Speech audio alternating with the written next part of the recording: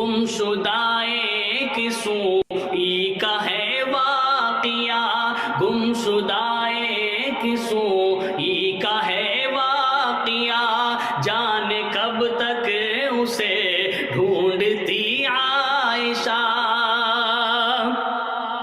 رات کی تیرگی میں۔ الحمد لله كفى وسلام على عباده الذين اصطفى أما بعد قال الله تبارك وتعالى أعوذ بالله من الشيطان الرجيم بسم الله الرحمن الرحيم الحمد لله رب العالمين الرحمن الرحيم مالك يوم الدين صدق الله العظيم۔ محترم بزرگوں اور عزیز ساتھیوں اور پیارے بچوں،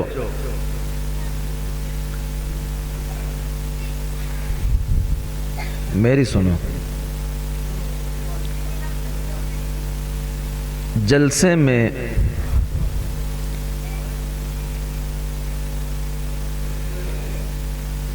دو مقصد کے لیے حاضری ہوتی ہے۔ بھائی میں نے کیا کہا؟ میں ان لوگوں سے بات کر رہا ہوں۔ کیا کہا میں نے؟ کتنے مقصد کے لیے حاضری ہوتی ہے؟ بول کے بتاؤ، چپ نہیں بیٹھنا ہے، میں جو پوچھوں وہ بتاؤ۔ دو مقصد کے، کتنے مقصد کے لیے؟ ارے تم مت بولو، ان سے بات کرنے دو، یہ بولتے ہی نہیں ہیں، یہ چپ نہیں ہوتے اور یہ بولتے نہیں۔ تم تھوڑا چپ ہو جاؤ، تم تھوڑا بولو۔ دو مقصد کے لیے حاضری ہوتی ہے۔ کچھ لوگ جلسے میں آتے ہیں صرف مزے کے لیے، ذائقے کے لیے، لذت کے لیے، یہ دیکھنے کے لیے کون اچھی نعت پڑھتا ہے، کون اچھا بیان کرتا ہے۔ صرف کانوں کی لذت کے لیے کچھ لوگ جلسے میں آتے ہیں، اور ان کی پہچان یہ ہے کہ وہ جلسے سے جانے کے بعد جب جلسے پر اور مقررین پر، بھائی اس کی ایک کو تھوڑی کم کرو، تبصرہ کرتے ہیں تو یوں کہتے ہیں فلاں مولانا نے بڑا اچھا بیان کیا اور فلاں تو کچھ نہیں، کوئی خاص نہیں کر سکے۔ کرتے ہیں نا بھئی ہم لوگ ایسا ہی؟ تو جو یہ تبصرہ، بھئی ہوں ہاں تو کرو۔ سنو ایک بات پہلے، ایک سانپ تھا، کیا تھا بھائی؟ پھر تم بولے زیادہ۔ وہ سانپ کسی اللہ والے سے بیعت ہو گیا۔ کس سے بیعت ہوا؟ تم مت بولنا، ان سے بات کر رہا ہوں۔ اللہ والے سے بیعت ہو گیا۔ اللہ والے نے اس سے کہا بھائی کسی کو ستانا نہیں، کسی کو کاٹنا نہیں، کسی کو نقصان نہیں پہنچانا، کسی کو پریشان نہیں کرنا۔ اے گڑیا خاموش بیٹھ۔ تو بیعت ہو گیا، پیر صاحب نے یہ سب تلقین کر دی۔ وہ جو سانپ تھا وہ ساری باتوں کو مان کے بیچارہ ایک جگہ آرام سے لیٹ گیا۔ اب چیونٹیاں، کیڑے مکوڑے چاروں طرف سے آئے اور اس کو چپٹ گئے، اس کو کھانے لگے۔ وہ کچھ نہیں کہتا ان کو، بھائی اس کو ایک جگہ چھوڑ دو یار، بار بار اسے ڈسٹرب مت کرو۔ وہ سانپ آرام سے پڑا ہوا ہے اور کیڑے مکوڑے چیونٹیاں اس کو کھا رہے ہیں، کچھ بھی نہیں کہتا، زخمی کر دیا چاروں طرف سے۔ پیر صاحب کا وہاں سے گزر ہوا، دیکھا کہ سانپ تو بری طرح زخمی ہو گیا، کیڑے مکوڑوں نے، چیونٹیوں نے کھا لیا۔ پوچھا کہ بھئی یہ کیا معاملہ ہوا، تیری یہ حالت کیسے ہو گئی، کس نے تجھے ایسا بنا دیا؟ کہنے لگا پیر صاحب جب سے آپ نے منع کیا تھا کہ کسی کو کاٹنا نہیں ہے، کسی کو ستانا نہیں ہے، کسی کو پریشان نہیں کرنا ہے، تب سے یہ کیڑے مکوڑے چیونٹیاں یہ سب میرے اوپر حاوی ہو گئے، انہوں نے کھا کے مجھے زخمی کر دیا۔ تو پیر صاحب نے اب جو بات کہی وہ سنیں آپ لوگ۔ پیر صاحب نے کہا میں نے تمہیں کاٹنے سے روکا تھا، پھوں پھاں کرنے سے نہیں روکا تھا۔ کیسے بھائی؟ تو ناظم صاحب نے آپ کو شور مچانے سے، باتیں کرنے سے روکا ہے، ہوں ہاں کرنے سے نہیں روکا۔ اس لیے جب کوئی بات پوچھی جائے، سنو جب کوئی بات پوچھی جائے اور وہ آپ کو سمجھ میں آئی ہو تو آپ کو کہنا چاہیے ہوں. کیا کہنا چاہیے؟ اور جب سمجھ میں نہ آئی ہو تو کہنا چاہیے ہوں. کیا کہنا چاہیے؟ جب سمجھ میں آئی ہو تو کہنا چاہیے ہوں، اور نہ سمجھ میں آئی ہو تو کہنا چاہیے ہوں. یاد رہے گا؟ یاد رہے گا نہیں رہے گا؟ تو دو مقصد کے لیے آتے ہیں. ابھی بھی نہیں بولتے؟ یہ روزہ رکھے بیٹھے ہیں کیا؟ دو مقصد کے لیے آتے ہیں. چپ ہو جا. پہلا مقصد یہ، کچھ لوگ ہوتے ہیں جو اس مقصد کے لیے آتے ہیں کہ دیکھتے ہیں کون کتنا اچھا بیان کرتا ہے، کون کیا کہتا ہے، کون کیسا شاندار لچھے دار بیان کون کرتا ہے. تو کچھ لوگ مزے کے لیے آتے ہیں اور ان کی یہ پہچان ہے. کچھ لوگ ہوتے ہیں جو کچھ سیکھنے کے لیے آتے ہیں، عمل کرنے کے جذبے سے آتے ہیں، کچھ سبق لینے کے لیے آتے ہیں، کچھ معلومات جمع کرنے کے لیے اور ان پر عمل کرنے کی نیت سے آتے ہیں. آپ حضرات سے میں پھر پوچھوں گا اور بولنا ضرور، چپ تو نہیں بیٹھو گے؟ آپ لوگ بتائیے، کچھ سیکھنے کے لیے آئے ہو یا مزے لینے کے لیے؟ ماشاءاللہ. اگر مزے لینے کے لیے آئے ہو تو مزے کے لائق میرے پاس کوئی بات نہیں ہے، پھر آپ غلط جگہ آ گئے. اگر مزہ لینا مقصد ہے تو غلط جگہ آ گئے، یہاں مزے کی کوئی بات نہیں. اور اگر سیکھنے کے لیے آئے ہیں تو پھر آپ سیکھنے کی نیت سے اور عمل کی نیت سے بیٹھیے. کریں گے انشاءاللہ؟ ہاتھ اٹھا کے بتاؤ. اور ناظم صاحب، میرا وقت اب شروع ہوتا ہے. انہوں نے مجھے پابند کیا ہوا ہے کہ آپ کو 25 منٹ بولنا ہے. اب 4-5 منٹ تو آپ نے سانپ میں اور کس کس چیزوں میں خرچ کروا دیے، اس لیے اب سے میں وقت شروع کر رہا ہوں. میں آپ کو کچھ بات سمجھانا چاہتا ہوں. تقریر و بیان نہیں، خطابت نہیں، لچھے دار بیانات نہیں. میں آپ کو کچھ بات سمجھانا چاہتا ہوں. اور وہ بات کیا ہے؟ بات یہ ہے، آپ لوگ کسی کاروبار میں، تجارت میں، دکان میں، کھیتی باڑی میں اگر پیسہ لگاتے ہو تو بعد میں یہ بھی دیکھتے ہو کہ اس سے رزلٹ کیا نکلا. اگر کھیت میں آپ نے جا کر گیہوں ڈال دیے تو کاٹتے وقت یہ بھی دیکھتے ہو کہ کتنے بیگھے نکلے، کتنے کوئنٹل گیہوں نکلے ایک بیگھے میں سے، یا نہیں دیکھتے بھائی؟ اگر دکان میں، کاروبار میں آپ نے پیسہ لگایا ہے تو مہینہ پورا ہونے کے بعد یا سال پورا ہونے کے بعد یہ بھی دیکھتے ہو کہ اس سے منافع کتنا ملا، یا نہیں دیکھتے؟ آپ لوگ مدرسوں میں اپنی گاڑھی کمائی، اپنی خون پسینے کی کمائی، اپنا محنت سے کمایا ہوا پیسہ مدرسے میں جمع کرتے ہیں، مدرسے میں دیتے ہیں، چندے دیتے ہیں. اور ایک مدرسے میں نہیں، سینکڑوں مدرسوں میں دیتے ہیں، سارے ہی مدرسوں میں دیتے ہیں. آج کل جلسوں کا ماحول ہے، ہر مدرسے والا آپ کے پاس آتا ہے. اور الحمدللہ مجھے فخر ہے اس بات پر کہ ہماری قوم اتنی بہادر، اتنے جذبے اور اتنے جوش والی ہے کہ وہ ہر کسی کو دیتے ہیں. یا نہیں دیتے بھائی؟ تو پھر اگر دیتے ہیں تو آپ کا حق بھی بنتا ہے اور مدرسے والوں کے بھی ذمہ ہے یہ بات کہ وہ آپ کو بتائیں کہ اس پیسے کو لینے کے بعد، آپ سے پیسہ ہم نے لیا، اس کے بدلے میں ہم آپ کو کیا دیتے ہیں. آپ نے مدرسوں میں پیسہ دیا، بدلے میں آپ کو کیا ملا؟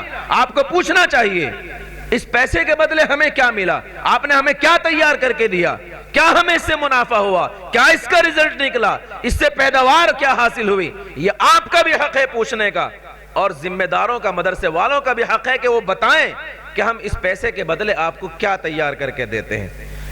میں انشاءاللہ 10 منٹ کے اندر یہ بات سمجھانے کی کوشش کروں گا کہ آپ کو مدرسوں میں پیسہ جمع کرنے کے بعد ریٹرن میں منافع کے طور پر، پیداوار کے طور پر، فصل کے طور پر آپ کو کیا ملتا ہے. یہ بات میں آپ کو بتانے کی کوشش کروں گا. آپ سمجھنا چاہتے ہو یا بس ایسی آنکھ بند کر کے جیسے چل رہا ہے وہ ٹھیک ہے؟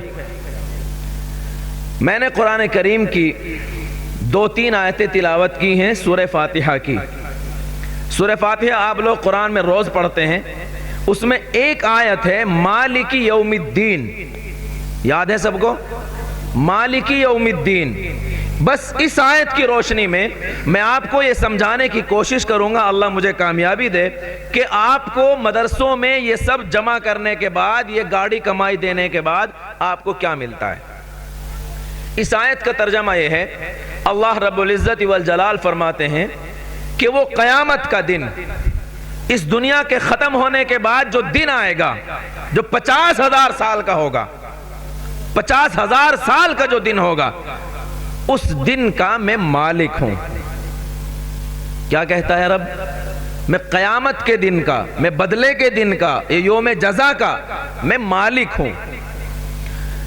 اس بات کو میں یہی روک کر ایک بات اور مجھے ذہن میں آ گئی، میں وہ بھی سمجھا دینا چاہتا ہوں۔ ہمارے بعض احباب یہ کہتے ہیں، اجی کس نے دیکھا قیامت کا دن؟ کہتے ہیں کہ نہیں کہتے بھائی؟ کس نے دیکھا قبر میں کیا ہونے والا؟ کس نے دیکھا جنت کو؟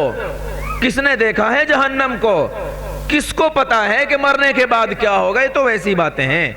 اور افسوس ہوتا ہے اس وقت جب مسلمان، کلمہ پڑھنے والا، قرآن کی تلاوت کرنے والا، نبی کا امتی، نبی کی محبت میں دیوانہ ہونے والا، نبی کے نام پر جھوم جھوم جانے والا، جب یہ بات کہتا ہے تو خون کے آنسو ہماری آنکھوں سے نکلتے ہیں، افسوس ہوتا ہے، دل کڑھتا ہے، دل روتا ہے، دل بے چین ہوتا ہے، دل مضطرب ہوتا ہے۔ ہائے افسوس، نبی کا یہ امتی ایسی بات کہتا ہے۔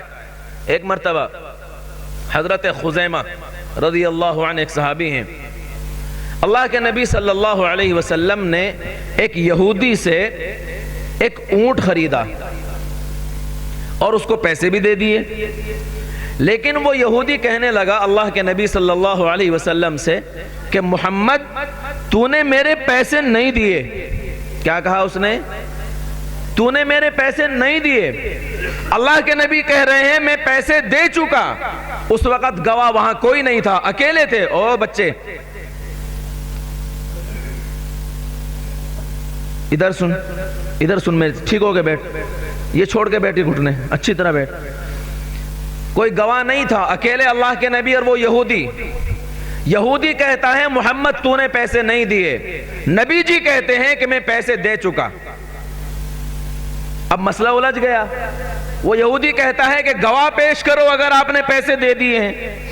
اللہ کے نبی کہتے ہیں بھئی گواہ کوئی ہے نہیں۔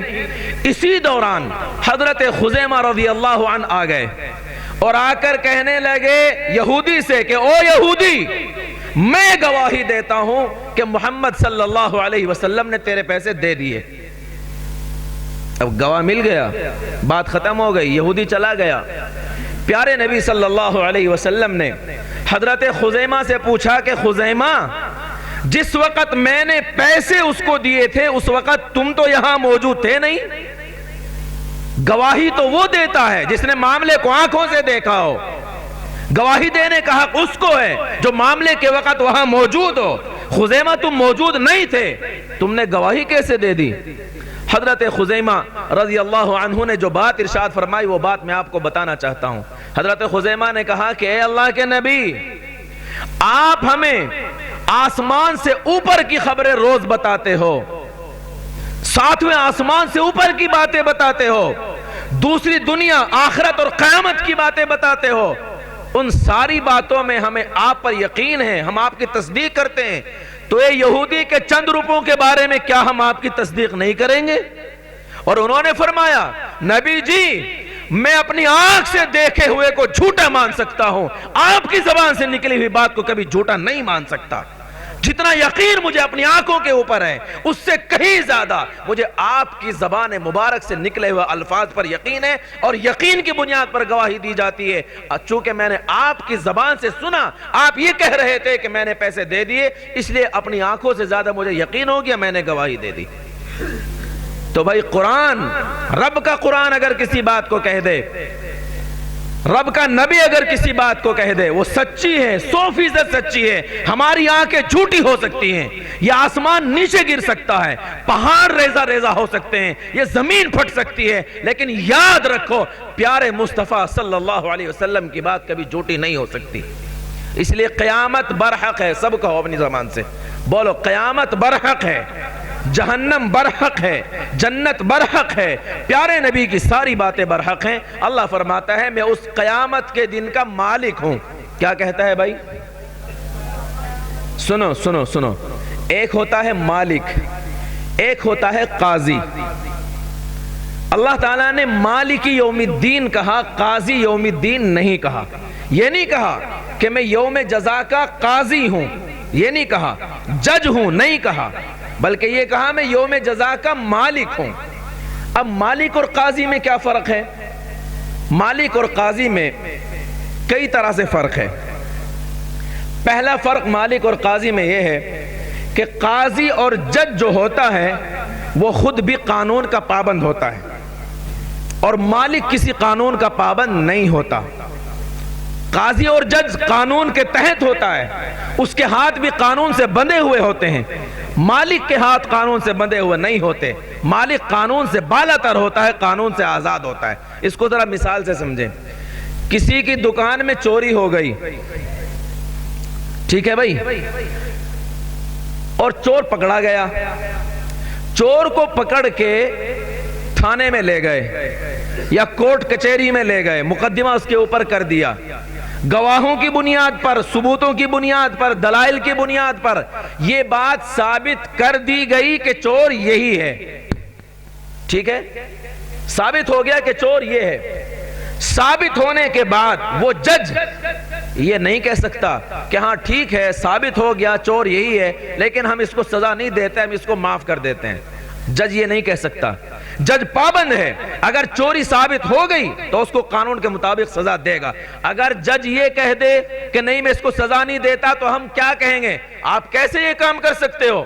ہم آپ کے خلاف اپیل کریں گے، اس سے بڑی عدالت میں جائیں گے، ہم پھر ہائی کورٹ میں جا کر کہتے ہیں کہ چور کے لیے چوری ثابت ہو گئی، چور پکڑا گیا، اور قاضی نے اور جج نے غلط فیصلہ کیا ہے، تو اس سے اوپر کی عدالت میں جاتے ہیں، اس کے خلاف بھی ہم کیا کر دیتے ہیں؟ مقدمہ دائر کر دیتے ہیں۔ اس کا مطلب یہ ہوا کہ قاضی اور جج جو ہوتا ہے وہ خود بھی قانون کا پابند ہے۔ لیکن اس چور کو پکڑ کر ہم جج کے پاس کورٹ میں نہ لے جائیں، عدالت میں نہ لے جائیں، جو دکان کا مالک ہے اس کے پاس لے جائیں اور جا کر یہ کہیں صاحب چور یہ ہے، اور وہ بھی گواہوں کی بنیاد پر، ثبوتوں کی بنیاد پر ثابت کر دیا جائے کہ چور یہی ہے، چوری کا مال بھی اس کے پاس سے مل جائے، اور پھر مالک یہ کہے کہ چلو ٹھیک ہے چوری اس نے کی ہے، کوئی بات نہیں میں اس کو معاف کرتا ہوں۔ بتاؤ پھر بھی کوئی کہے گا کہ آپ کیوں معاف کر رہے ہیں؟ بھئی وہ مالک ہے، اس کو اختیار ہے، اس کا سامان چوری ہے، وہ کہتا ہے ٹھیک ہے میں نے معاف کر دیا، آئندہ ایسا مت کرنا۔ تو مالک قانون کا پابند نہیں ہوتا، جج اور قاضی جو ہوتا ہے وہ قانون کا پابند ہوتا ہے۔ یاد رہے گا فرق؟ یاد رہے گا؟ دوسرا فرق سنو، دوسرا فرق یہ ہے، قاضی کی عدالت میں اگر کوئی آدمی جا کر اپنے جرم کا اعتراف کر لے، اپنا گناہ قبول کر لے، اور جا کر یہ کہتے ہاں جی یہ گناہ مجھ سے ہوا ہے، تو اس کے اس اعترافی بیان کو، اس اقبالیہ بیان کو ریکارڈ کر لیا جاتا ہے، محفوظ کر لیا جاتا ہے، اور پھر اس کی بنیاد پر اس کو سزا دی جاتی ہے، اور یہ کہا جاتا ہے اس نے اپنا جرم قبول کر لیا لہٰذا اس کو سزا دی جائے۔ یہ قاضی کی عدالت میں ہوتا ہے، لیکن مالک کی عدالت میں ایسا نہیں ہوتا۔ اگر مالک کے یہاں، پروردگار عالم کے پاس کوئی آدمی جا کر اللہ کے دربار میں ساری زندگی گناہ کر کر کے آخر عمر میں وہ مسجد میں اللہ کے دربار میں جائے اور جا کر یہ کہے اے پروردگار عالم مجھ سے بہت گناہ ہو گئے ہیں، تو اللہ تعالیٰ یہ نہیں کہتا فرشتوں اس کا بیان ریکارڈ کرو، اس نے اپنا جرم قبول کر لیا لہذا اس کو سزا دی جائے گی، وہ یہ نہیں کہتا، وہ کہتا بندے جا سارے گناہ معاف۔ تو قاضی کی عدالت میں جرم قبول کرنے کے بعد سزا ملتی ہے، اور مالک کی عدالت میں جرم قبول کرنے کے بعد معافی ہو جاتی ہے، بلکہ اس سے بھی آگے ہے، اس کے گناہوں کو نیکیوں سے بدل دیا جاتا ہے۔ دوسرا فرق۔ تیسرا فرق یہ ہے کہ قاضی کی عدالت میں اگر کسی وجہ سے گناہ کو معاف کر دیا گیا، یا مان لو اس کو سزا دی گئی تھی 3 سال جیل میں رہنا ہے، وہ جیل کاٹ کے جب گھر آ گیا، اس کے بعد بھی اس کا جو ریکارڈ ہوتا ہے اس کو ختم نہیں کیا جاتا، محفوظ رکھا جاتا ہے۔ چوری کے جرم میں جیل میں گیا اور آ کر توبہ کر لی، جماعت میں چلا گیا، داڑھی رکھ لی، چوری سے توبہ کر لی. حضرت مولانا مفتی عباس صاحب دامت برکاتہم کی خدمت میں خانقاہ میں چلا گیا، بیعت ہو گیا، توبہ کر لی، داڑھی رکھ لی، لیکن اس کا ریکارڈ تھانے میں جو کا تو محفوظ رہتا ہے. کبھی بھی اگر پھر اس سے یہ غلطی ہو گئی، اس کو پکڑا جائے گا اور سارا پچھلا ریکارڈ لایا جائے گا اور یہ کہا جائے گا دیکھو اس نے پہلے بھی چوریاں کی تھی اور اس کا جو ہے یہ سارا ریکارڈ موجود ہے، لہذا پچھلے ریکارڈ کی بنیاد پر اس کو سزا دی جائے. یہ قاضی کی عدالت کا قانون ہے. اللہ تبارک و تعالی جب کسی گناہ کو معاف کرتے ہیں تو سارا ریکارڈ بھی ختم، ریکارڈ محفوظ نہیں رکھتے. اگر بندے نے توبہ کی اور توبہ کرنے کے بعد کچھ دنوں کے بعد پھر گناہ ہو گیا تو فرشتے یہ نہیں کہتے کہ اے اللہ اس نے پہلے بھی یہ گناہ کیے تھے، پچھلا بھی ریکارڈ اس کا یہ رہا اور اب پھر گناہ کر دیا. بالکل نہیں، پچھلا سارا ریکارڈ ختم ہو جاتا ہے. آقا مدنی صلی اللہ علیہ وسلم فرماتے ہیں اذا تاب العبد، جب بندہ توبہ کرتا ہے، انسى اللہ ذلك الحفظہ، تو اللہ تعالیٰ اس کا وہ گناہ فرشتوں کے دماغوں سے، ذہنوں سے نکال دیتے ہیں، بھلا دیتے ہیں. وَجَوَارِحَهُ، اس کے اعضاء کو بھی بھلا دیتے ہیں. قیامت کے دن ہمارے ہاتھ پیر، ہمارے اعضاء بھی گواہی دیں گے ہمارے خلاف کہ ہاں اس نے، ہاتھ گواہی دیں گے کہ ہم سے اس نے گناہ کیا تھا، آنکھیں گواہی دیں گی کہ اس نے ہمارے ذریعے گناہ کیا تھا. لیکن اگر بندہ توبہ کر لے تو اللہ تعالیٰ آنکھوں سے، ہاتھوں سے، پیروں سے، جوارے جتنے بھی انسان کے اعضاء ہیں سب سے بھلا دیتے ہیں. وَمَا يَعْلَمُ مِنَ الْأَرْضِ، اور زمین کے جس ٹکڑے پر گناہ کیا ہوتا ہے وہ بھی گواہی دینے والا ہوتا ہے. لیکن جب بندہ توبہ کرتا ہے تو اس سے بھی وہ بھلا دیا جاتا ہے. حَتَّى يَلْقَ اللَّهَ لَيْسَ عَلَيْهِ شَاهِدٌ مِّنَ اللَّهِ بِذَنْبٍ، اللہ کے پاس وہ اس حال میں جاتا ہے کہ اس کے گناہ کی گواہی دینے والا کوئی موجود ہی نہیں ہوتا. تو دنیا کی عدالت میں، قاضی کی عدالت میں ریکارڈ رکھا جاتا ہے اور مالک کی عدالت میں ریکارڈ سب ختم کر دیا جاتا ہے. 3 فرق ہو گئے. چوتھا فرق یہ ہے کہ قاضی اور جج کی عدالت میں جب ہم جاتے ہیں تو وہاں ہمیں وکیل کرنا پڑتا ہے. کون کرنا پڑتا ہے؟ وکیل. اور وکیل کا کام یہ ہوتا ہے کہ چاہے وہ گناہ ہم نے واقعی کر رکھا ہو تب بھی وکیل یہ کہتا ہے نا جی نا اس نے یہ گناہ نہیں کیا. وکیل یہی تو کہتا ہے، اسی کام کے تو پیسے دیتے ہیں اس کو. وہ کہتا ہے نا جی اس نے، میرے وکیل نے یہ گناہ کیا ہی نہیں. مثال کے طور پر ایک عدالت میں ہم سے کوئی گناہ ہو گیا، خدا نہ خواستہ کسی نے کوئی قتل کر دیا، چھوٹی عدالت میں اس سے مقدمہ چلا، اس عدالت نے پھانسی کی سزا سنا دی، تو ہم کیا کرتے ہیں؟ اس سے بڑے وکیل کو ہائی کورٹ میں جاتے ہیں اور اس سے بڑا وکیل تیار کرتے ہیں اور وہ وکیل ہمارا مقدمہ لڑتا ہے اور وہ یہی کہتا ہے کہ نہ اس نے یہ گناہ نہیں کیا. اگر وہاں بھی ہم مقدمہ ہار جائیں اور ہائی کورٹ بھی یہ کہہ دے کہ اس کو پھانسی کی سزا دی جائے گی، پھر ہم سپریم کورٹ میں جاتے ہیں اور اس سے بھی بڑا وکیل تیار کرتے ہیں اور وہ بھی یہی کہتا ہے اس نے یہ گناہ نہیں کیا. اگر خدا نہ خواستہ وہاں بھی ہم مقدمہ ہار جائیں اور سپریم کورٹ بھی یہ کہہ دے کہ ہاں اس کو پھانسی کی سزا دی جائے گی، تو اب اس سے اوپر کوئی عدالت نہیں ہے. پھر ہم کیا کرتے ہیں؟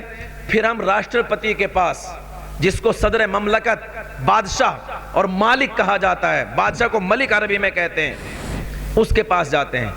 لیکن اس کے پاس جانے کے لیے وہ چونکہ مالک ہے، اب تک یہ قاضی تھے، ان کے پاس جانے کے لیے وکیل کی ضرورت تھی. جب مالک کے پاس جاتے ہیں تو وکیل نہیں، اب ضرورت پڑتی ہے سفارشی کی. ہم دیکھتے ہیں کہ اپنے علاقے کا کوئی ایم پی ہو، کوئی ایم ایل اے ہو، کوئی بڑا آدمی ہو، یا اس راشٹرپتی کا کوئی رشتہ دار مل جائے، اس کا لڑکا مل جائے، اس کا سسر مل جائے، اس کا باپ مل جائے، سفارشی تلاش کرتے ہیں. اور سفارشی کیا کرتا ہے؟ سفارشی وہاں جا کے یہ نہیں کہتا کہ اس سے گناہ نہیں ہوا، بلکہ کہتا ہے کہ ہاں جی اس سے غلطی ہو گئی، سپریم کورٹ نے پھانسی کی سزا دی ہے، آپ سے رحم کی اپیل کرتے ہیں، آپ اس پر رحم کیجئے اور پھانسی کینسل کر دیجئے. تو مالک کے پاس جا کر، جب مالک کے پاس جاتے ہیں تو ہم وکیل نہیں چاہیے بلکہ سفارشی کی ضرورت پڑتی ہے اور سفارشی وہاں رحم کی اپیل کرتا ہے. کتنے فرق ہو گئے؟ 4. اب سنو، اللہ تعالیٰ یہ کہتا ہے کہ میں اس قیامت کے دن کا مالک ہوں، قاضی نہیں ہوں. کیا ہوں؟ مالک ہوں، قاضی نہیں ہوں. جب قاضی نہیں ہے تو اللہ تبارک و تعالیٰ کی عدالت میں جانے کے لیے ہمیں وکیلوں کی ضرورت نہیں ہے. اللہ کی عدالت میں جانے کے لیے ہمیں سفارشی کی ضرورت ہے، کیونکہ وہ مالک ہے، قاضی نہیں ہے. اگر قاضی ہوتا تو وکیل چاہیے ہوتا، لیکن وہ مالک ہے، اس کی عدالت میں جانے کے لیے ہمیں وکیل کی ضرورت نہیں ہے، ہمیں سفارشی کی ضرورت ہے، بے شک ہمیں سفارشی کی ضرورت پڑتی ہے۔ اور سفارشی کون ہے بھائی؟ سنو، مدرسے والوں نے آج تک نہیں کہا کہ ہم مدرسوں میں ڈاکٹر تیار کرتے ہیں، ہم مدرسوں میں وکیل بنا کے دیتے ہیں، انجینئر بنا کے دیتے ہیں، بلکہ ہم لوگ تانا دیتے ہیں مدرسے والوں کو کہ مدرسے والے دنیاوی تعلیم نہیں دیتے، ڈاکٹر تیار نہیں کرتے، وکیل تیار نہیں کرتے۔ میرے بھائیوں، میں اب آپ کو یہ بات بتانے جا رہا ہوں کہ مدرسے والے جو ہمیں دیتے ہیں وہ دیتے ہیں اللہ کی عدالت کے سفارشی، جو اللہ کی عدالت میں ہمارے کام آئیں گے۔ کیسے کام آئیں گے؟ اللہ کے نبی علیہ السلام فرماتے ہیں کہ جس بچے نے قرآن کریم کو حفظ کر لیا، جس بچے نے قرآن کریم کو اپنے سینے میں محفوظ کر لیا، قیامت کا دن ہوگا 10 ایسے آدمی جن کے بارے میں پروردگار عالم نے جہنم کا فیصلہ کر دیا ہوگا، جہنم کا پروانہ ان کے ہاتھ میں دے دیا گیا ہوگا۔ یہ حافظ قرآن آئے گا اور یہ کہے گا، اے پروردگار عالم، تیرا قرآن میرے سینے کے اندر ہے، تجھے تیرے قرآن کا واسطہ، یہ میرا تایا ہے، یہ میرا چچا ہے، یہ میرا خالو ہے، یہ میرا مامو ہے، یہ میری والدہ ہے، یہ میری بہن ہے، اور یہ میری تائی ہے، یہ میری چچی ہے، یہ میری خالہ ہے۔ اے پروردگار عالم، میں سفارش کرتا ہوں، اگر تیرا قرآن پر حق ہے تو قرآن کی برکت سے اس کو معاف فرما دے۔ پیارے نبی فرماتے ہیں 10 ایسے آدمیوں کو ایک حافظ بخشوائے گا، جہنم سے نکال کر جنت میں لے جائے گا۔ بے شک۔ تو کیا دیتے ہیں بھائی مدرسے والے؟ سفارشی۔ یاد رکھو، کیا دیتے ہیں؟ سفارشی دیتے ہیں۔ اچھا سنو، کیا ہر کوئی آدمی ایسا ہے جس کو کورٹ کچہریوں میں جانا پڑتا ہے یا کسی کسی کو جانا پڑتا ہے؟ بتاؤ بھائی، کورٹ کچہریوں میں سب جاتے ہیں یا کوئی کوئی جاتا ہے؟ بولو، کوئی کوئی جاتا ہے۔ کورٹ کچہریوں کی ضرورت کسی کسی کو پڑتی ہے، سب کو نہیں پڑتی۔ لیکن اللہ کی عدالت میں سب کو جانا ہے یا کوئی ایسا بھی ہے جس کا جانے کا ارادہ نہ ہو؟ ہاتھ اٹھا کے بتاؤ جس کا اللہ کے یہاں جانے کا ارادہ نہ ہو۔ 1 2 3 4 5 6 7 8 آدمی یہاں ایسے ہیں جن کا اللہ کے یہاں بھی جانے کا ارادہ نہیں ہے، ہیں بھائی؟ ارے سنو، اللہ کی عدالت میں سب کو جانا ہے، مالک کی عدالت میں سب کو جانا ہے، لہذا سفارشی کی ضرورت بھی ہر کسی کو پڑنے والی ہے۔ وکیل تیار ہوتے ہیں اسکولوں میں، او بچے، وکیل تیار ہوتے ہیں کالجوں میں، اسکولوں میں، اور وکیل کی ضرورت کسی کسی کو ہے۔ مدرسے میں تیار ہوتے ہیں سفارشی، اور سفارشی کی ضرورت ہر کسی کو ہے۔ اس کا مطلب یہ ہوا کہ اسکول کسی کسی کی ضرورت ہے اور مدرسے ہر کسی کی ضرورت ہے۔ نہیں آئی بات سمجھ میں؟ اسکول کسی کسی کی ضرورت ہے اور مدرسے ہر کسی کی ضرورت ہے، اور مدرسے والے آپ کو تیار کر کے دیتے ہیں سفارشی، جو کل قیامت میں آپ کے کام آنے والے ہیں، مالک کے دربار میں کام آنے والے ہیں۔ اور ایک بات اور سن لو، اگر خدا نہ خواستہ کوئی ہمارے گھر میں، ہمارا ابا مان لو، ہمارے دادا بیمار ہو جائیں تو ہم کیا کرتے ہیں بھائی؟ گاؤں کے ڈاکٹر کے پاس جائیں گے، کہیں گے بخار ہو گیا، بڑے میاں کو دوائی دے دو، دوائی دے دے گا۔ آرام نہیں لگا تو کہیں گے بھائی آرام نہیں لگا، چلو بڑو چلتے ہیں، یا بڑو سے پہلے بھی کوئی قصبہ ہے، بڑو جاتے ہیں اور بڑے ڈاکٹر کے پاس، وہ بھی کوشش کرتا ہے، آرام نہ لگے تو وہ کہتا ہے کہ میرے پاس اس کا علاج نہیں ہے، آپ اس کو دلی لے جائیے، دلی ریفر کر دے گا، چنڈی گڑھ کہے گا چنڈی گڑھ لے جائیے، تو آپ دلی لے جاتے ہیں، وہ وہاں کے ڈاکٹر بھی لاکھوں روپے آپ سے لے لیتے ہیں، اور اگر اللہ کے یہاں سے اس کا ٹائم پورا ہو گیا ہو اور اس کا انتقال ہو جائے، اب ہم پوچھتے ہیں ڈاکٹر سے، ہاں جی، وہ ملنے تو دیتے نہیں مریض سے، پوچھتے ہیں ہاں جی مریض کا کیا حال ہے؟ ڈاکٹر کہتا ہے بھائی ہم نے بہت محنت کی، ہم آپ کے دادا جی کو بچا نہیں سکے۔ اب یہ بتاؤ، اشرف آباد تھل کے ڈاکٹر فیل ہو گیا تو کہاں گئے؟ باغپت گئے، باغپت والا ڈاکٹر بھی فیل ہو گیا تو دلی گئے، اب دلی والا ڈاکٹر بھی فیل ہو گیا، اس کا انتقال ہو گیا، تو اب کیا کہتے ہو بھئی یہ بھی فیل ہو گیا، اب چلو امریکہ چلتے ہیں، جاتا ہے کوئی؟ اگر انتقال ہو جائے، وہ بھی فیل ہو جائے تو امریکہ جاتا ہے کیا کوئی؟ نہیں۔ اب کیا کرتے ہو؟ اب کہتے ہو فوراً فون نکالو گے، مولانا ناصم صاحب کے پاس فون کرو گے اور کہو گے حضرت میرے دادا جی کا انتقال ہو گیا، ذرا بچوں سے قرآن پڑھوا دو، یہی تو کرتے ہو بھائی. اس کا مطلب کیا ہوا؟ اسکول کے پڑھے ہوئے بڑے سے بڑے جہاں جا کر فیل ہو گئے، اسکول میں تیار ہونے والے ڈاکٹر، بڑے سے بڑا ڈاکٹر جہاں فیل ہو گیا، وہاں سے ان مدرسوں میں پڑھنے والے سب سے چھوٹے بچے کا کام شروع ہوتا ہے. جہاں ان کے بڑے سے بڑے کا کام پورا ہو گیا، وہاں سے یہاں کے سب سے چھوٹے بچے کا کام شروع ہوتا ہے، اور آپ اس سے قرآن پڑھواتے ہیں. کیوں؟ آپ کو پتا ہے کہ اب چلا گیا ہے مالک کی عدالت میں. اب ضرورت ڈاکٹروں کی نہیں، اب ضرورت وکیلوں کی نہیں، اب ضرورت سفارشی کی ہے. آپ کو یقین ہے، آپ کے دل میں یہ ایمان ہے کہ اب یہ چھوٹے بچے، اب یہ مدرسے کے طالبہ اور طالبات، یہ میرے دادا کے لیے قرآن پڑھیں گے، رب کے حضور سفارش کریں گے، اللہ سے درخواست کریں گے، تو میرے دادا کی اللہ بخشش فرما دے گا، اللہ مغفرت کر دے گا، اللہ قبر کو منور کر دے گا، اللہ اس کو معافی دے دے گا، اللہ تعالیٰ اس کی قبر کو ٹھنڈا کر دے گا. اب آپ کو پتا ہے، تو اس کا مطلب یہ ہوا کہ جہاں ان کا بڑے سے بڑا فیل ہو گیا، وہاں سے آپ کے مدرسے کا سب سے چھوٹے بچے کا کام شروع ہوتا ہے. انتقال ہو گیا، قبر میں دفنا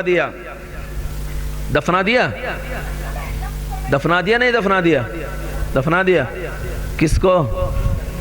بس ٹھیک، ویسے ہی دفنا دیا کسی کو. دفنانے کے بعد اس کے سر کی طرف کھڑے ہو کر سنت ہے، بہتر ہے کہ سورہ بقرہ کی شروع کی آیتیں پڑھی جائیں، اور پیروں کی طرف کھڑے ہو کر سورہ بقرہ کی آخری آیتیں پڑھی جائیں، اور پھر اس کے لیے دعا کی جائے تو اللہ تعالیٰ اس کی بخشش فرما دیتے ہیں. اب یہ بتاؤ، جب اس کو دفنانے کے بعد ضرورت پڑے اس کے سر کی طرف ایک آدمی کو کھڑا کرنے کی، ضرورت پڑے ایک پیروں کی طرف آدمی کھڑا کرنے کی، تو کیا کہتے ہو؟ بھائی لائیو کسی ماسٹر جی کو بلا کے، یہی تو کہتے ہو، یہ کہتے ہو. ارے نہیں، کسی ڈاکٹر کو بلا کے لاؤ، ایک سر کی طرف ڈاکٹر کھڑا ہوگا ایک پیروں کی، یہ کہتے ہو؟ نہیں. ارے کسی حافظ قرآن کو بلا کے لاؤ، کسی مولانا کو بلا کے لاؤ. اس وقت بھی میرے بھائیو یاد رکھو، اگر کوئی بھی نہیں ہوگا تو میرے مدرسے کا یہ چھوٹا سا بچہ آ کر کہے گا، تایا جی آپ پیچھے ہٹ جائیے، میں اس کے سرانے پر کھڑا ہو کر رب کا قرآن پڑھوں گا، رب کے حضور سفارش کروں گا، اپنے مالک سے درخواست کروں گا، میرا مالک میری سفارش کو قبول کرے گا، اور ہمارے دادا کی، آپ کے دادا کی، ہمارے بڑے کی اللہ تعالیٰ مغفرت فرما دے گا. تو میرے بھائیوں، مدرسے والے کیا دیتے ہیں؟ بتاؤ بھائی، سفارشی دیتے ہیں. ہاتھ اٹھا کے یہ بتاؤ کہ سفارشی کی ضرورت کس کس کو ہے؟ نہیں کہا میں نے، سب کو ہے نا. تو پھر مدرسے والوں کی اور مدرسوں کی اور چھوٹے بچوں کی ضرورت بھی سب کو ہے، یا کوئی ایسا بھی ہے جس کو نہیں ہے؟ ہاتھ اٹھا کے بتاؤ کس کو نہیں ہے. سب کو ہے. اچھا ایک بات اور بتا دو بھائی، میں حضرت معذرت کے ساتھ میں بات ختم کر رہا ہوں. اگر خدا نہ خواستہ آپ کو باغپت میں تھانے میں کوئی کام ہو، مثلا سنو بھائی، بس آخری بات، کام کی بات ہے، بہت ختم کر رہا ہوں میں. تھانے میں اگر آپ کو کوئی کام ہو، مثلا آج کل ہمارے نوجوانوں میں نشہ عام ہو چکا ہے، ہمارے نوجوان نشے میں، کوئی جوئے میں، کوئی سٹے میں، اور نہ جانے کس کس چیزوں میں مبتلا ہیں، ہمیں فکر کچھ نہیں. ہم نہیں دیکھتے میرا بیٹا رات کو 11 بجے کہاں سے آتا ہے، مجھے کوئی فکر نہیں. میرا چھوٹا بھائی رات کو 12 بجے کن کن کے پاس جا کر بیٹھتا ہے، مجھے کچھ پتا نہیں. ہمارا بھائی جنگلوں میں اینٹ کے اندر بیٹھ کر کیسا نشہ کرتا ہے، مجھے کوئی پرواہ نہیں.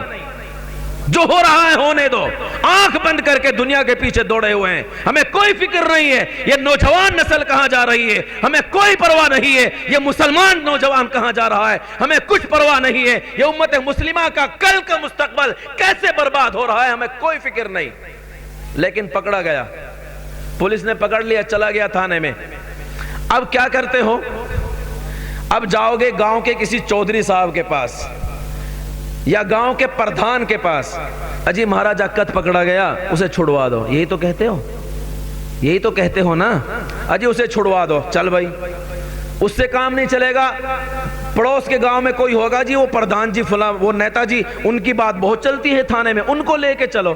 بھائی یہی کرتے ہو یا میں ویسے ہی کہہ رہا ہوں؟ یہی کرتے ہو نا. اب اس نیتا جی کو لے کے آپ چل دیے، یہ نیتا جی آپ کا سفارشی ہے. یہاں جانے کے بعد کون سا گاؤں ہے؟ رمالہ ہے جی، برال جا کے وہ نیتا جی کہنے لگے، جی چائے پینے کو جی کر رہا. تو آپ اسے چائے پلاؤ گے نہیں. چائے پلا کے پیسے تم دو گے یا نیتا جی دیں گے؟ تم چپ رہو. کون دے گا بھائی بتاؤ؟ آگے جا کر بڑوت جانے کے بعد نیتا جی نے کہا جی مجھے تو بھوک لگ رہی، تو کھانا کھلاؤ گے نہیں کھلاؤ گے؟ جی. کیا کھلاؤ گے؟ دال روٹی؟ یوں کہو گے جی کوئی بڑھیا سا ہوٹل دیکھ لو، چکن وکن دیکھ لو، پتہ نہیں کیا کہیں اسے، بھائی مرغا ورغا تو کھلاؤ گے نہیں کھلاؤ گے؟ وہاں مرغا کھلا کے پیسے اس سے دلواؤ گے یا تم دو گے؟ بتاؤ چچا بتاؤ، تم دو گے یا اس سے دلواؤ گے؟ راستے میں جو کچھ سگریٹ پینی پڑی تم دلواؤ گے، چائے پینی پڑی تم دلواؤ گے، پیاس لگ گئی تو نلکے کا پانی نہیں بسلری کا پانی 25 روپے کی بوتل تم لا کے دو گے یا نہیں دو گے؟ اچھا اس کے بعد جب وہ آ جائے گا کام ہونے کے بعد تو پھر احسان جتاؤ گے کہ ہم نے تجھے چائے پلائی تھی، یہ کہو گے؟ ہم نے تجھے مرغا کھلوایا تھا، یہ کہو گے؟ یا یہ کہو گے نیتا جی کا بڑا احسان ہے کہ ہمارے ساتھ چلے گئے، ہمارے جاکت کو چھٹوا دیا، اس کا احسان مانو گے یا نہیں؟ تو اس کو کھلاؤ گے بھی، پلاؤ گے بھی، اچھی گاڑی میں لے جاؤ گے، پھر بھی احسان مانو گے. کیوں؟ کیوں؟ اس لیے کہ وہ سفارشی ہے. کیوں کھلاؤ گے؟ اس لیے کہ وہ سفارشی ہے. ارے بولتے کیوں نہیں؟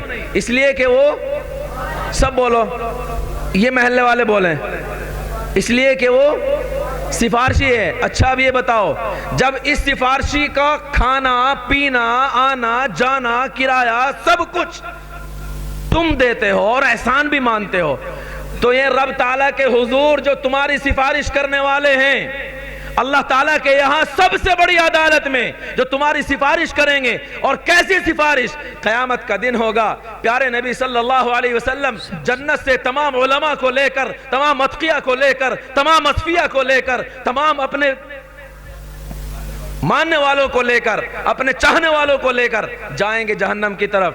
سب کو نکال لائیں گے. ایک بڑے میاں ہوں گے، ایسے پڑے ہوں گے ان کو کوئی پہچان نہیں پائے گا. ایک بڑے میاں ہوں گے جن کو کوئی پہچان نہیں پائے گا کہ یہ بھی مسلمان ہیں. اس وقت ایک چھوٹا سا بچہ آئے گا، آ کر یہ کہے گا اے پروردگار عالم، میں تھل کے جلسے میں گیا تھا اور میں نے کھڑا ہو کر یہاں نعت پڑھی تھی، قرآن کریم پڑھا تھا، اور اس مجمع میں یہ بڑا میاں بیٹھا ہوا تھا. اس بڑے میاں نے میری نعت سن کر مجھے 10 روپے کا انعام دیا تھا. پروردگار میں اس کو جانتا ہوں، اس نے تیری محبت میں، تیرے نبی کی محبت میں، تیرے قرآن کی محبت میں میرے سر پر محبت سے ہاتھ رکھا تھا. اے پروردگار عالم، میں اس کی سفارش کرتا ہوں. اگر سارے مسلمان اس کو جاننے سے انکار کر دیں، اس کو پہچاننے سے انکار کر دیں، تو میں حافظ قرآن، میں قرآن کا جاننے والا اس کے احسان کو نہیں بھلا سکتا. اس نے مجھے 10 روپے کا انعام دیا تھا، اللہ میں اس کی سفارش کرتا ہوں. پروردگار عالم کہے گا کہ او میرے قرآن کے حافظ، جا تیری سفارش کی وجہ سے اس کو بھی بخش دیا، نکال لے جا اس کو بھی جنت. سبحان اللہ. تو میرے بھائیو، جب تم اس دنیا کے سفارشی کا سارا خرچہ اٹھاتے ہو، احسان بھی مانتے ہو، تو اب یہ بتاؤ ان ہمیشہ ہمیش والے زندگی کی سفارشیوں کا خرچہ کس کے ذمہ ہے؟ کس کے ذمہ ہے؟ کون دے گا؟ ہم دیں گے اور تانے بھی ماریں گے. مدرسے والوں نے حال خراب کر دیا، تانے بھی ماریں گے. یہ بھی کہیں گے چندہ کر کے مدرسے والوں نے بیڑا غرق کر دیا. یہ بھی کہیں گے ان کا تو یہی کام رہ گیا اور کوئی کام نہیں. یہ بھی کہیں گے کہ ہمارے یہاں تو بہت مدرسے والے آتے ہیں، کس کس کو دیں. ہم یہ بھی کہیں گے ان لمبے کرتے والوں کا کوئی کام نہیں. رب کعبہ کی قسم، کان کھول کے سن لو تھل والو، اگر ان مولویوں کو اپنے پیٹ کا مسئلہ ہوتا تو رب کعبہ کی قسم میں کھا کے کہتا ہوں کسی کے سامنے ہاتھ نہ پھیلاتے. یہ صرف تمہارے لیے، تمہارے بچوں کے لیے، تمہارے مستقبل کے لیے، تمہارے بچوں کو مسلمان بنانے کے لیے تمہارے ہی سامنے جھولیاں پھیلاتے ہیں. شرم نہیں آتی تمہیں جب تم ان کو تانا دیتے ہو؟ غیرت نہیں جاگتی تمہاری جب تم ان کو گالیاں دیتے ہو؟ شرم نہیں آتی تمہیں؟ یہ تمہارے بچوں کے لیے، تمہارے بچوں کو انسان بنانے کے لیے، تمہارے مستقبل کو سنوارنے کے لیے تمہارے ہی سامنے ہاتھ پھیلائیں. ڈوب کے مر جانا چاہیے. ہمیں تو ہونا تو یہ چاہیے تھا کہ ہم یہ کہتے مولانا آپ تو میرے بچے کو پڑھائیے، آپ میرے گھر پہ آتے ہیں, میرے بچے کا 10 منٹ خراب ہوتا ہے, اس 10 منٹ میں میرا بچہ 1 حرف یاد کر سکتا ہے. خدا را آپ درسگاہ چھوڑ کر نہ آئیے, میں آپ کے پاس آتا ہوں اور میں آ کے آپ کو خود چندہ دوں گا. میری ضرورت ہے, مجھے سفارشی چاہیے, مجھے اپنا بیٹا عالم بنانا ہے, اس لیے پیسے میں دوں گا, آپ میرے پاس. ہونا چاہیے کہ نہیں ہونا چاہیے؟ ہونا چاہیے. برے بولتے کیوں نہیں؟ جی تو پھر کھڑے ہو کر بتاؤ کون چندہ دے رہا ہے مدرسے میں؟ لکھو مل صاحب, کھڑے ہو کر بتاؤ. اپنے بچوں کے لیے, اپنے سفارشیوں کے لیے سب کی ضرورت نہیں. ایک بات اور سنتے جاؤ. ایک لڑکا یہ سوچ رہا ہے کہ جی انہوں نے تو اسکول کا بالکل بیڑا غرق کر دیا, اسکول کی ضرورت ہی نہیں. نہیں بھائی, ایک جملہ یاد رکھ لو, یہ سفارشی اور یہ دینی تعلیم ہمارا مقصد ہے. کیا ہے؟ اور دنیاوی تعلیم ہماری ضرورت ہے. ہمیں ڈاکٹروں کی بھی ضرورت ہے, ہمیں وکیلوں کی بھی ضرورت ہے, ہمیں ججوں کی بھی ضرورت ہے, ہمیں انجینئروں کی بھی ضرورت ہے. تو دینی تعلیم مقصود ہے اور دنیاوی تعلیم ضرورت ہے. نہ مقصود کو بھلا سکتے اور نہ ضرورت کا انکار کر سکتے. وہ بھی ضروری ہے. اگر گھر میں 3 بچے ہیں تو 2 بچوں کو بنا لو عالم, پہلے ان کا ایمان محفوظ کرا دو, پہلے ایمان محفوظ کرا دو مولانا کے پاس لا کے, اس کے بعد ان کو ڈاکٹر بنا لو, انجینئر بنا لو, کچھ بھی بنا لو. ایک کو سفارشی ضرور بناؤ. بناؤ گے؟ ہر گھر میں ایک بیٹا یا ایک بیٹی, ایک پوتا یا ایک پوتی, ایک نواسا یا ایک نواسی, ایک سفارشی ہر گھر میں ضرور ہونا چاہیے. پورے گھر کو بخشوانے کے لیے اکیلا کافی ہے. کریں گے انشاءاللہ؟ نہیں کریں گے؟ اور ایک بات سن لو, یہ سفارشی صرف وہاں کام نہیں آنے کا, یہ دنیا میں بھی کام آئے گا. یہ دنیا میں بھی کام آئے گا. جس گھر کے اندر عالم دین ہوگا اس گھر کے سارے افراد کو وہ یہ بتا کے چھوڑے گا کہ باپ کا کیا ادب ہے, وہ یہ بتا کے چھوڑے گا کہ ماں کا کیا ادب ہے. پھر تمہیں آ کر رونا نہیں پڑے گا, پھر یہ نہیں کہنا پڑے گا حضرت دعا کر دو بیٹا نافرمان ہو گیا. پھر تمہیں آ کر سر پٹکنا نہیں پڑے گا, حضرت دعا کر دو بہو خدمت نہیں کرتی. پھر تمہیں آ کر اپنا سر دیواروں میں نہیں مارنا پڑے گا کہ میرا بیٹا میری بات نہیں سنتا. وہ بتا کے چھوڑے گا اور وہ آپ کو بتائے گا کہ کھانا کھانے کا طریقہ کیا ہے. وہ آپ کو سکھائے گا اللہ کے نبی کیسے کھانا کھاتے تھے. وہ آپ کو سکھائے گا کہ کھانا کھانے کے لیے پہلے ہاتھ دھونا ضروری ہے. وہ آپ کو بتائے گا کھانے کے لیے دسترخوان بچھانا ضروری ہے. وہ آپ کو بتائے گا کھانے کے لیے صفائی ستھرائی ضروری ہے. وہ آپ کو سکھائے گا جینے کا طریقہ کیا ہے اور مرنے کا طریقہ کیا ہے. تو دنیا میں بھی کام آئے گا. اور وہ یہ بھی بتائے گا, ایک بات اور یاد آ گئی, وہ یہ بھی بتائے گا کہ غیبت کرنا گناہ ہے. وہ یہ بھی بتائے گا چغلی کرنا گناہ ہے. افسوس ہوتا ہے مسلمانوں پر, غیبت اور چغلی تو ہمارا محبوب مشغلہ ہے. اور میری ماں بہنیں بھی سن رہی ہیں, ماں بہنوں کا تو خاص طور پہ مشغلہ ہے. حضرت شیخ سعدی نے گلستہ میں یہ لکھا ہے کہ اگر تمہیں کہیں 2 عورتیں اکٹھی بیٹھی ہوئی ملیں اور وہ بات نہ کر رہی ہوں تو مجھے بتانا. انہوں نے کیا لکھا ہے کہ اگر 2 عورتیں کہیں بیٹھی ہوں اور وہ کچھ باتیں نہ کر رہی ہوں تو مجھے بتانا. تو ہم نے ان کو بتا دیا حضرت انتظار مت کرنا, کوئی نہیں ملنے کی. ہم نے شیخ سعدی کو کہہ دیا انتظار مت کرنا, کوئی آ کے بتائے گا. کسی نے کہا ہے کہ دنیا کا سب سے بڑا جھوٹ کیا ہے؟ سب سے بڑا جھوٹ یہ ہے کہ 2 عورتیں بیٹھی ہوئی تھی اور چپ چاپ بیٹھی تھی. یہ سب سے بڑا جھوٹ ہے. عورت بھائی ہم بھی کرتے ہیں, ہم بھی کم نہیں, ہم بھی کم نہیں. غیبت, چغلی, حسد, نفرت, عداوت, ایک دوسرے کو ٹانگ کھینچنا, ایک دوسرے کو نیچے دکھانا, ایک دوسرے کو ذلیل کرنا, رسوا کرنا, ہم سب کا محبوب مشغلہ بن گیا. اور صرف غیبت تک بات نہیں ہے, سب سے زیادہ مخبر اور پولیس تھانوں میں خبریں دینے والے جھوٹی اور سچی وہ ہماری قوم کے اندر ہے, ہمارے گھروں کے اندر ہیں, ہماری مسلمان مردوں میں, مسلمان عورتوں میں, ماں بہنوں میں سب سے زیادہ ہیں. میرے بھائیو یاد رکھو, جو آدمی غیبت کرتا ہے یا غیبت سنتا ہے اس کے کان میں سیسا پگھلا کر ڈالا جائے گا, اس کی زبان کو قینچیوں سے کاٹا جائے گا. باز آ جاؤ, توبہ کر لو, رک جاؤ ان گناہوں سے. باز آ جاؤ کسی کو نیچا دکھانے سے, باز آ جاؤ کسی کو ناحق پھنسوانے سے, باز آ جاؤ کسی کو غلط الزام میں پولیس تھانوں میں پہنچانے سے, اور باز آ جاؤ ان سارے گناہوں سے. اللہ ہم سب کو عمل کی توفیق عطا فرمائے. بھائی بات سمجھ میں آئی یا نہیں آئی؟ عمل کریں گے انشاءاللہ. وآخر دعوانا الحمدللہ رب العالمین. ماشاءاللہ.